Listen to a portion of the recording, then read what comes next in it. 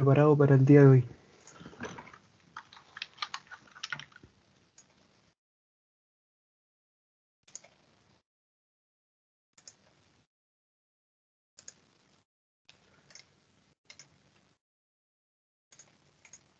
Entonces, cierto, lo último que habíamos visto en la parte anterior de esta clase eran las consideraciones energéticas, ¿cierto? Y tratamos de calcular la energía por deformación del sistema y jugamos un poco a partir de esto con, ¿cierto? Las definiciones que teníamos de eh, el vector de incógnitas y la matriz de rigidez en ese caso, ¿ya? Entonces nosotros pudimos ver, ¿cierto?, de que a partir de estas podíamos determinar sin mayor problema, en ese caso, la energía por deformación del sistema completo, ¿no? Entonces ahora vamos a revisar las armaduras, ¿ya? Que era este entramado de barras, ¿cierto? Un poco más complejo. Entonces vamos a revisar un sistema un poco más complejo y que podría estar trabajando no solo en una dimensión, ¿cierto? Sino que al menos en el plano, ¿ya? Para poder revisar algunos sistemas un poco más complejos como son los que ven a continuación, ¿ya? Entonces vamos a tener algunas barras como las 2 y las 5 que están alineados, ¿cierto?, con los sistemas que habíamos visto anteriormente, ¿ya? Que en este caso es con el eje horizontal. Entonces podríamos utilizar directamente eh, la definición elemental, ¿cierto?, de el sistema de ecuaciones para un elemento de barra. No así para los elementos 1, 3 y 4, 7, 6 y 8, ¿cierto?, que son oblicuos con respecto a los sistemas que habíamos conocido antes. Entonces en ese caso vamos a tener que hacer un extra esfuerzo, ¿cierto?, para poder definir qué ocurre en el espacio, ¿ya? O particularmente en el plano, ¿ya? En el plano XY en ese caso. Entonces, lo primero que pueden reconocer, ¿cierto?, es que vamos a tener 5 nodos enumerados, ¿cierto?, acá, dentro de un círculo del 1 al 5. Lo otro es que tenemos 8 barras, ¿cierto?, enumeradas del 1 al 8 con los números en rojo, lo ven ahí. Y en ese caso, ¿ya? Vamos a tener 2 grados de libertad por nodo. ¿Por qué? Porque vamos a tener un desplazamiento asociado a cada uno de las dimensiones, ¿ya? Entonces vamos a tener 2 desplazamientos asociados al nodo 1 en la dirección X y en la dirección Y, que vamos a diferenciar con U y B, ¿ya? Como lo ven ahí, ¿cierto?, para cada nodo. Entonces, en total vamos a tener 10 grados de libertad en este sistema, ya de 8 barras. Entonces aquí vamos a tener nuestro vector de incógnita, ¿cierto?, asociado a la dirección X e Y para cada uno de los nodos en ese caso, ¿cierto? Y bueno, aquí está en resumen, ¿cierto?, los 10 grados de libertad que tenemos para nuestro sistema. Entonces, ustedes saben que las componentes, los nodos son únicas, ¿cierto? Entonces, los desplazamientos de todas las barras, los puntos de unión también son únicos, que es lo que les comentaba anteriormente, que nosotros, ¿cierto?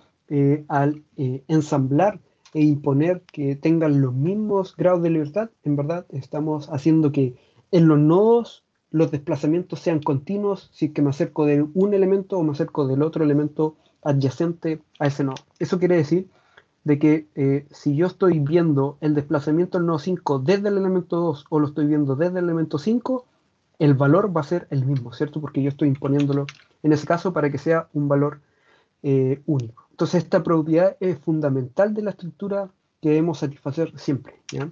En ese caso. Entonces aquí hay una forma sistemática de cómo trabajar en estos casos, lo que llamamos de desconexión y localización. Entonces la desconexión es finalmente separar cada uno de los miembros que hay en el sistema, ¿ya? Entonces voy a tener las 8 barras por separado y voy a revisar, ¿cierto? Obviamente la topología, recuerden, ¿ya? Entonces, en la localización, yo voy a, ya sé, ¿cierto?, que por cada elemento hay 4 grados de libertad, ¿cierto? Son 2 grados de libertad por nodo, desplazamiento de la dirección X, desplazamiento de la dirección Y.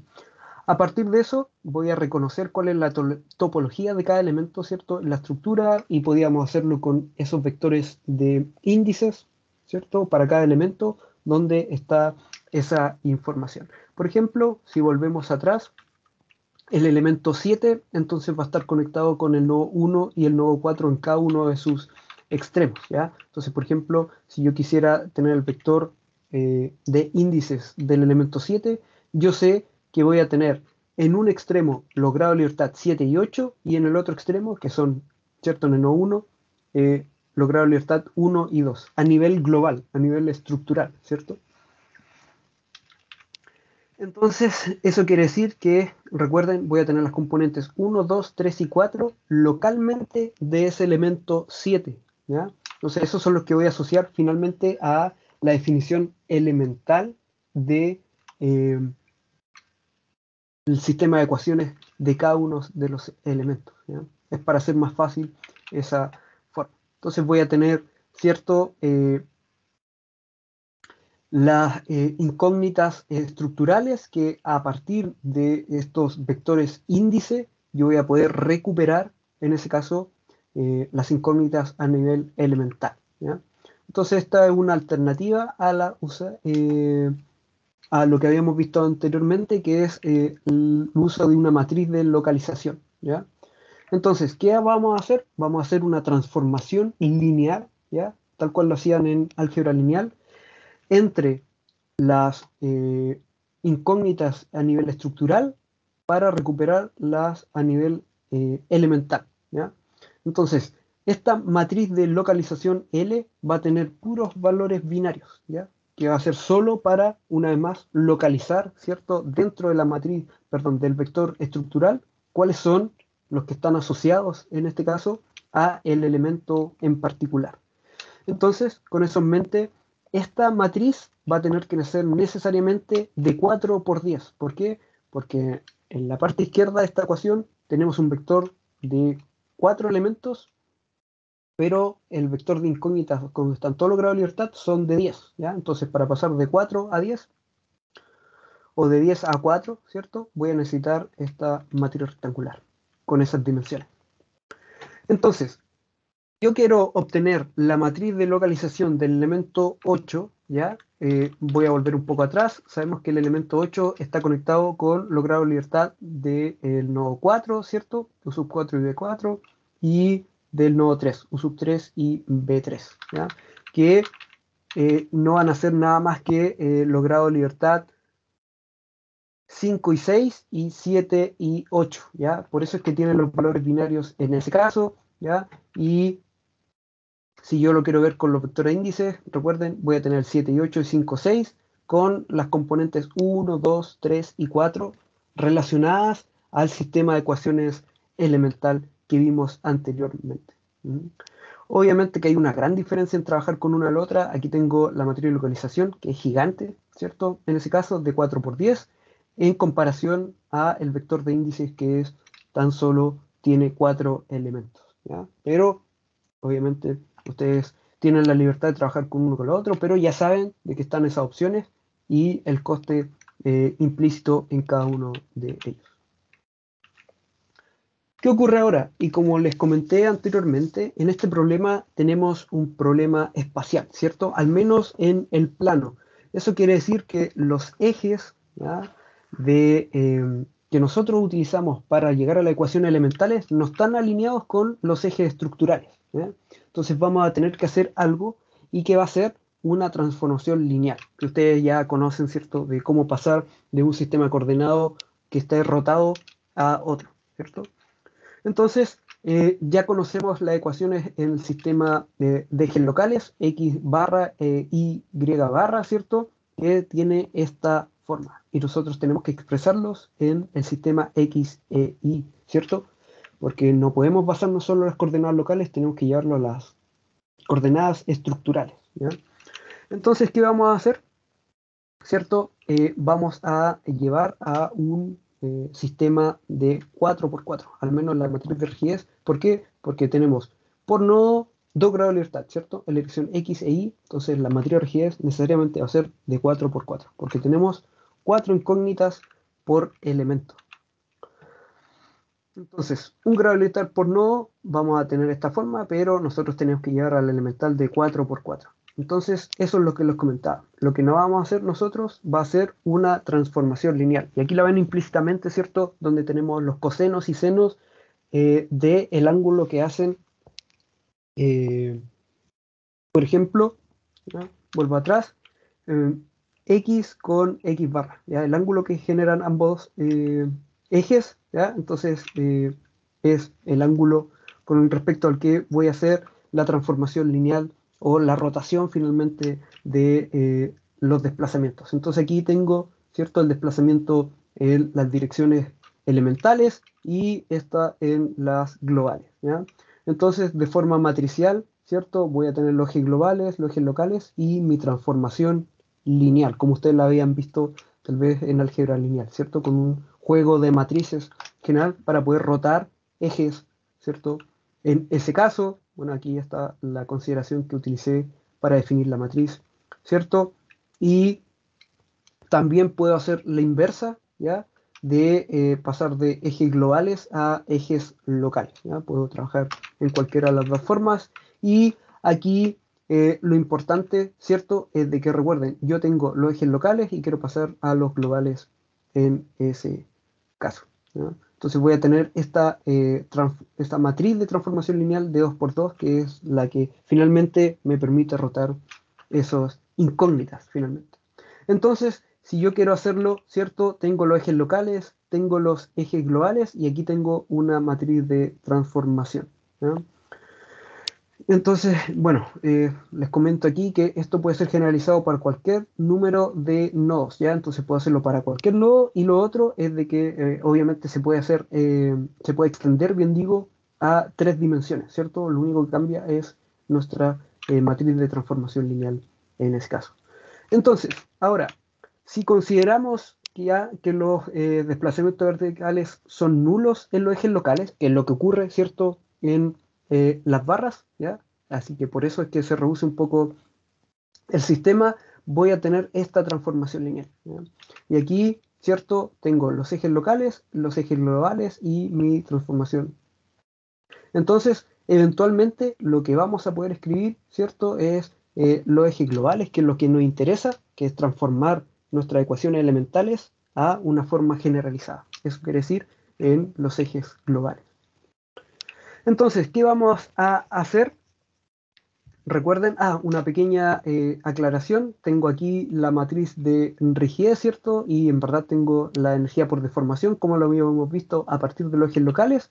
Lo que ocurre acá, ¿ya? Es que la energía por deformación es un escalar, ¿ya? Entonces, aquí podemos inferir que es una variable independiente del sistema de referencia. ¿Qué ocurre? Es que yo, si lo calculo la energía por deformación o en los ejes locales o en los ejes globales, debería obtener el mismo valor, ¿ya? Eso es sumamente relevante en ese caso, al menos a nivel elemental, ¿ya? Eso es un pequeño paréntesis. ¿Qué ocurre?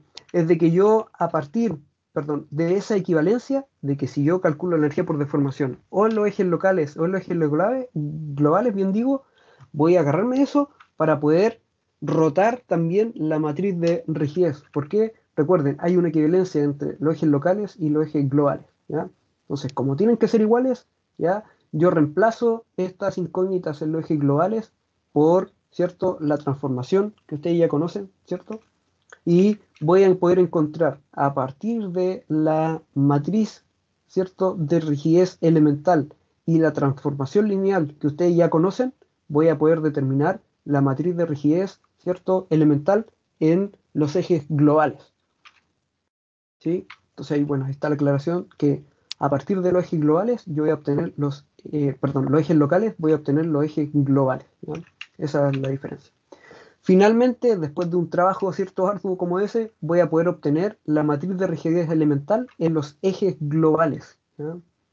En ese caso, ¿ya? Y esas son las posiciones de los nodos, ¿ya? Eso. Con los índices o ustedes pueden aplicar directamente la transformación lineal en ese caso sin mayor problema, ¿ya? Y aquí notar que, bueno, esta nomenclatura no es nada más que las diferencias que hay entre las coordenadas de los nodos, ¿cierto?, extremos en el elemento de barra, ¿ya? Tanto para la dirección X como la dirección Y conforme a esta ecuación, ¿ya? Entonces ahí notan de que no solo aumentamos el número de grados de libertad, sino que también, consistente a eso, rotamos la matriz de rigidez, ¿ya? Se complejizó un poco el problema. ¿Por qué? Porque tenemos que, ¿cierto?, generalizar, en este caso, en el plano. Obviamente esto se complejiza un poco más aún si es que nosotros estuviéramos viéndolo la parte tridimensional, ¿ya? Pero tampoco es imposible, ustedes podrían hacerlo sin mayor problema. Entonces, para terminar hoy, vamos a ver un pequeño ejemplo bidimensional, ¿ya? Bueno, algo importante, ¿cierto? Un pequeño ejemplo es determinar la matriz de rigidez de un elemento de barra considerando nodos 1 ya está en el origen y el nodo 2 en esta posición, ¿ya? Entonces, obviamente, ustedes lo que tendrán que hacer es reemplazar A partido por L, eso es fácil, ¿cierto? Y aquí lo que tienen que hacer, por ejemplo, en el primer término, ¿no? Voy a cambiar el puntero a pluma. Entonces, recuerden, X, el primer término, ups, horrible, me salió la X. Vamos a intentarlo de nuevo.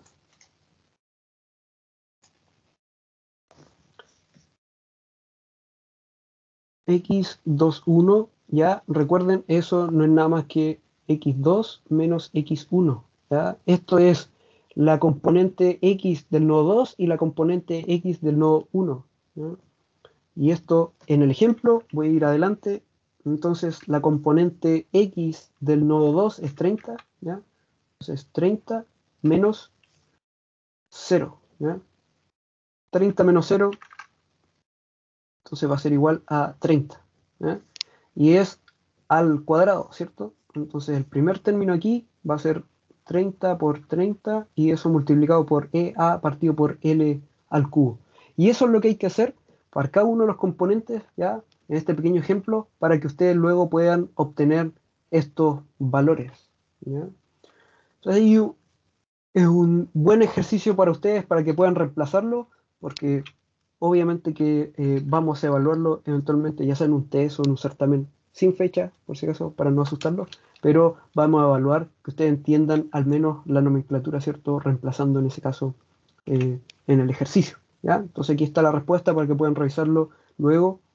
Lo otro es de que si notan la matriz de rigidez sigue siendo simétrica, ¿cierto? Eso quiere decir que el determinante eh, va a ser igual a cero, ¿ya?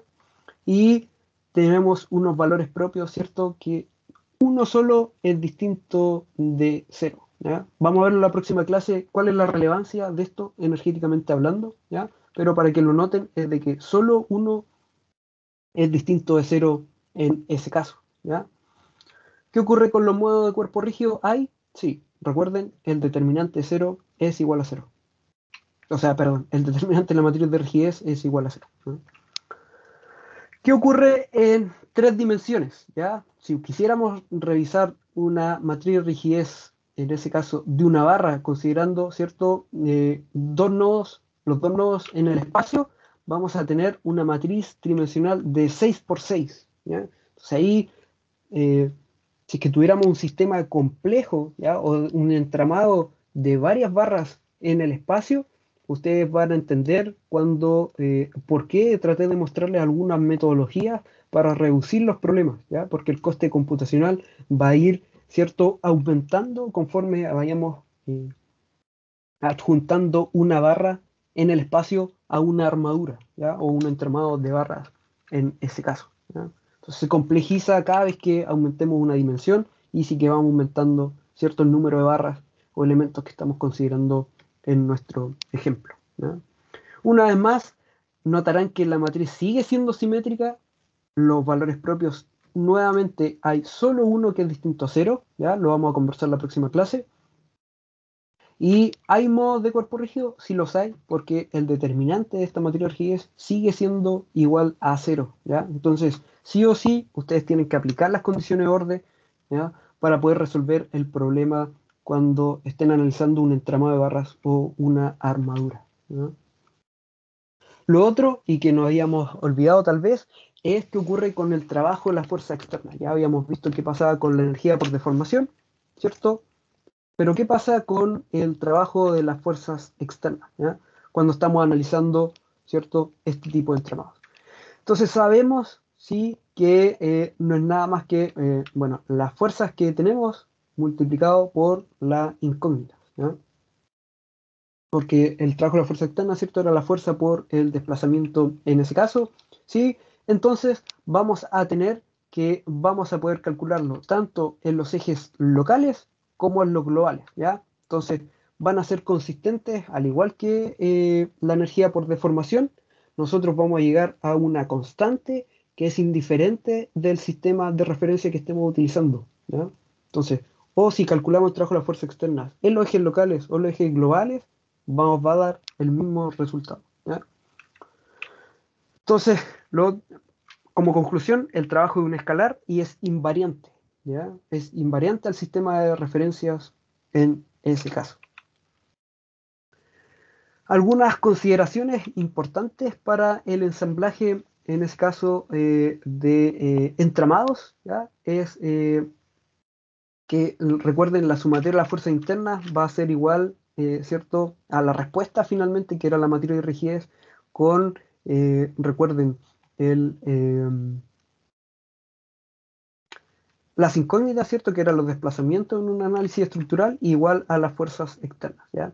Entonces, en este parte que tengo con ese asterisco, ¿cierto?, hace referencia a la compatibilidad de los desplazamientos, porque finalmente o implícitamente, recuerden, estamos imponiendo de que los nodos que pertenecen a un elemento y que está conectado con otro elemento sean, ¿cierto?, iguales para darle continuidad al campo de desplazamientos, ¿cierto?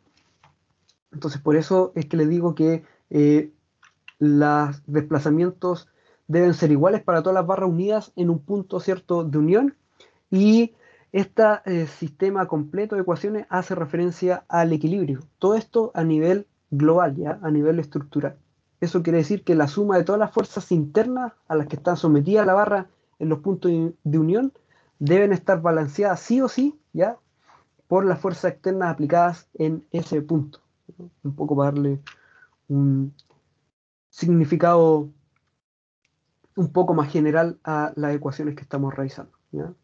Entonces, a nivel elemental, vamos a tener lo mismo, vamos a tener que las fuerzas internas elementales van a ser igual a la respuesta, ¿cierto?, de ese elemento, materia y rigidez por los desplazamientos, ¿cierto?, en los nodos, y obviamente que a nivel nodal, recuerden que vamos a poder sumar todas las fuerzas internas, ¿ya? Pero que luego vamos a, recuerden, igualar a las fuerzas externas, ya que es lo que les comento acá, bien digo. Lo otro es que ocurre en el ensamblaje con la energía de deformación, ¿ya? Habíamos visto que a nivel elemental tenemos esta definición que depende, ¿cierto?, del sistema de ecuaciones elementales que ya conocemos, pero para la estructura esto no va a ser nada más que la suma, ¿cierto?, de la contribución de cada uno de los elementos, ¿sí? Pero nosotros podemos expresar esto finalmente como, al igual que la definición elemental, a partir de el vector estructural de incógnitas, la matriz rigidez estructural y nuevamente el vector de incógnitas a nivel estructural, ¿ya? Son equivalentes entonces a hacerlo con el sistema completo o sumar la contribución de cada uno de los elementos, ¿ya? Entonces, lo otro es que recuerden que podemos hacerlo tanto a nivel elemental como a nivel global, ¿ya? Eso era la conclusión eh, importante en este punto. Recuerden que podemos hacerlo tanto a nivel global como a nivel elemental. Lo otro era, bueno, el algoritmo que ya les había revisado, que sigue siendo, o sea, que habíamos revisado, que sigue siendo válido en este caso, ¿ya? Que es utilizar los vectores de índice, ¿cierto?, para adecuar eh, la matriz de rigidez, ¿cierto?, elemental en la matriz de rigidez estructural, ¿ya?, o global en ese caso. Algunas consideraciones, bueno, más que recalcar, recuerden que la matriz de rigidez estructural sigue siendo simétrica, ¿ya? es una matriz dispersa, porque recuerden que como no todos los nodos están conectados, ¿no? Entonces van a haber algunos elementos nulos, ¿cierto? Y lo otro es que el determinante de esta matriz de rigidez va a ser cero, ¿cierto? Eso quiere decir que nos vamos a enfrentar a algunos movimientos de cuerpo rígido y que tenemos que eliminar sí o sí, ¿cierto? A partir de las condiciones de borde que ustedes tienen que aplicar. Aquí un pequeño detalle, cuando me refiero a que la matriz es dispersa, es que si yo tengo un sistema de este estilo y reviso qué elementos son distintos, nulos o no, voy a tener esta forma, ¿ya? Entonces, aquí tengo el aporte de cada uno de los elementos representado con un símbolo distinto, ¿no? Entonces van a ver de que hay muchos elementos que son nulos dentro de la matriz de rigidez, ¿ya? Entonces, obviamente que en el cálculo numérico hay un tratamiento especial para las matrices dispersas para trabajarla de forma mucho más rápida, ¿ya? Y que también los programas de elementos finitos lo utilizan. Me pregunta Natalia, ¿en qué lenguaje están los códigos que muestra? Este es como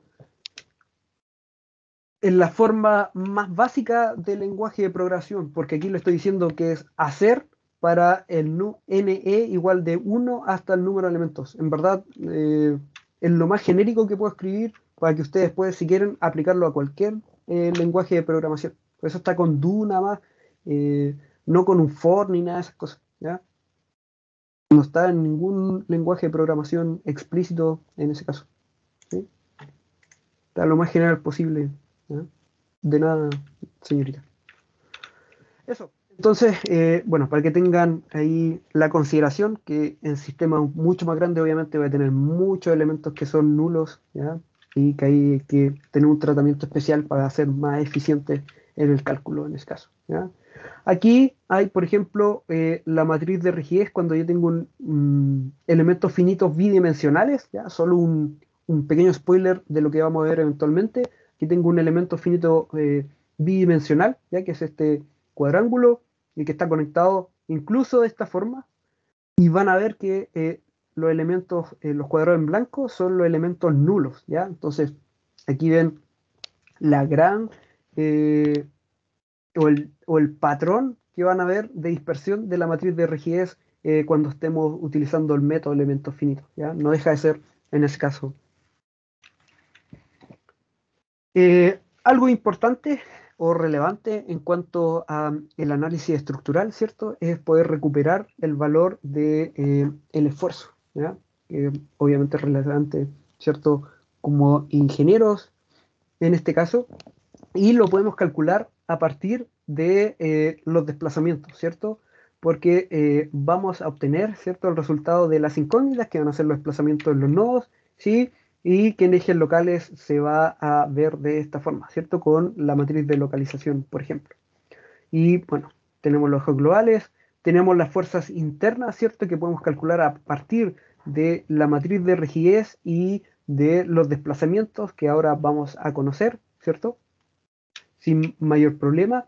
Y sabemos que las fuerzas internas, ¿cierto? Se van a ver reflejadas de esta forma. Es el módulo Young por el área dividido el largo inicial a nivel elemental y la diferencia de los desplazamientos en los nodos extremos, ¿ya? Entonces, a partir de eso, voy a tener la fuerza interna y obviamente dividido por el área elemental, voy a poder eh, obtener directamente el valor de los esfuerzos en cada una de las barras, que como el material es el mismo por cada elemento y el área es constante, entonces, ¿cierto? Voy a tener un esfuerzo o de tracción o de compresión, dependiendo, ¿cierto? Cuáles son las fuerzas a las que está sometido en ese caso. Aquí hay un pequeño ejemplo de una armadura en el plano, ya lo vamos a ver rápidamente, pero la idea es que ustedes después, revisando las clases y estudiando, puedan hacerlo, ¿ya? Y después comparar la solución. Aquí tenemos este pequeño, ¿cierto? Entramado, esta pequeña armadura, ¿ya? Donde les pido, por ejemplo, analizar o más bien calcular la matriz de rigidez, ¿ya? Entonces aquí obviamente tienen que determinar los largos iniciales a partir, ¿cierto?, de las características geométricas que les doy. Y lo otro es tener claro, ¿cierto?, la topología. Entonces, primero lo que hacíamos era la desconexión y luego la localización, ¿cierto? Entonces aquí está completamente desconectado, están analizados, ¿cierto?, cuáles son los elementos y los nodos, ¿ya?, que conectan cada uno de los elementos. Pueden notar, ¿cierto?, aquí los números de los nodos están en negrita y de los elementos entre paréntesis, ¿ya? Lo otro es que vamos a tener 4 nodos, ¿cierto? Y esos 4 nodos se van a entonces traducir en 8 grados de libertad en total, ¿ya? Porque son 2 grados de libertad por nodo en ese caso. Entonces, aquí cuando lo están haciendo a mano, yo les recomiendo definir la forma de la matriz de rigidez, donde aquí van a tener claro cuáles son los grados de libertad, del 1 a 8 en este caso, ¿cierto? Y recuerden que la matriz es cuadrada, así que va a ser de 8 por 8. Entonces aquí van a poder identificar la ubicación de cada uno de los grados de libertad. Eso sí, esto es si lo están haciendo a mano, ¿ya? Entonces, ¿qué van a hacer? Van a buscar cuál es la rigidez de la barra 1, por ejemplo, identificar cuál es la ubicación de los grados de libertad que corresponden a esa barra 1 y luego ensamblar a esta matriz. Y así lo van a hacer con la rigidez de la barra 2, identificando, ¿cierto? En ese caso, los grados de libertad correspondientes a esa barra, ensamblarlos, ¿ya? Y así lo van a hacer sucesivamente con el resto de las barras, ¿ya? Entonces ahí van a poder ver directamente cuál es el efecto, ¿cierto?, de la rigidez local en la rigidez finalmente global, ¿ya? Entonces así lo van a poder hacer. Luego, como les comenté, está todo el paso a paso y el resultado final para que ustedes después cuando estudien puedan compararlo sin mayor problema, ¿ya? Entonces ahí lo hice con cada una de las barras, ¿ya? Y luego vamos a obtener la matriz de rigidez estructural que tiene esta forma. Entonces notarán que, como siempre, es simétrica, tiene un determinante, ¿cierto?, igual a cero, porque no estamos enfrentando los movimientos de cuerpo rígido y por ende tenemos que aplicar las condiciones de borde si es que tenemos eventualmente un, eh, un problema a analizar, que es el caso en que estamos revisando, ¿ya? Entonces nosotros encontramos a partir de lo anterior la matriz de rigidez de este problema. Y notarán que ahora tenemos tanto fuerzas externas, ¿cierto? F y P, y tenemos algunas condiciones de borde, ¿cierto? Notarán que aquí están establecidos unos puntos de fijación, ¿ya? En los nodos 1 y 3. Entonces, ¿qué vamos a hacer? Lo que ustedes ya conocen, ¿cierto? Es a partir de las cosas que conocemos. Por ejemplo, tenemos que, vuelvo atrás, recuerden, el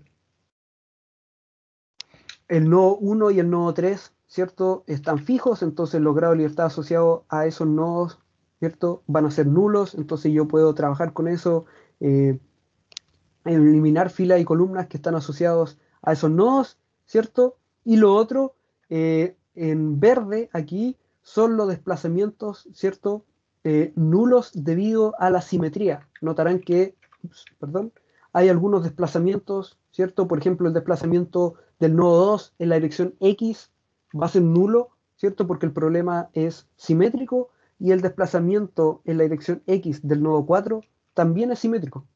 O sea, el problema es simétrico, entonces igual va a ser nulo. ¿Lo notan? ¿Sí? Entonces, esto en verde, los que rayé en verde, son desplazamientos nulos debido a la simetría del problema, ¿ya? O sea, no están explícitos en el enunciado del problema, sino que son implícitos debido a las características del sistema que estamos analizando, ¿ya? Y que también puedo aplicar directamente en nuestro sistema complejo.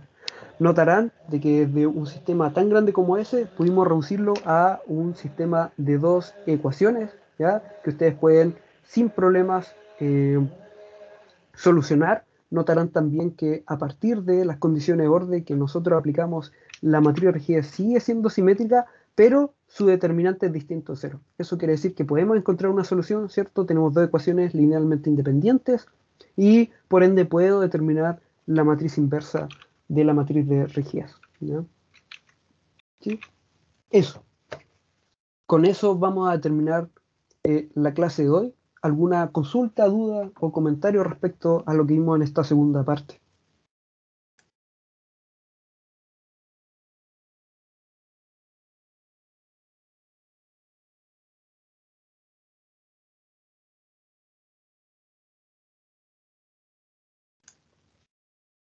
Bueno, si no hay dudas, lo vamos a dejar hasta acá, pero recuerden, y les recalco siempre, que si cuando estén estudiando tienen alguna duda, no duden en contactarme por cualquier canal oficial de la universidad, ya sea por Canvas, Infoda, correo o por Teams. Vamos a tratar de solucionarlo lo antes posible. Con eso entonces me despido, que tengan una buena semana y nos escuchamos la próxima. Que estén muy bien. Profe, que esté bien.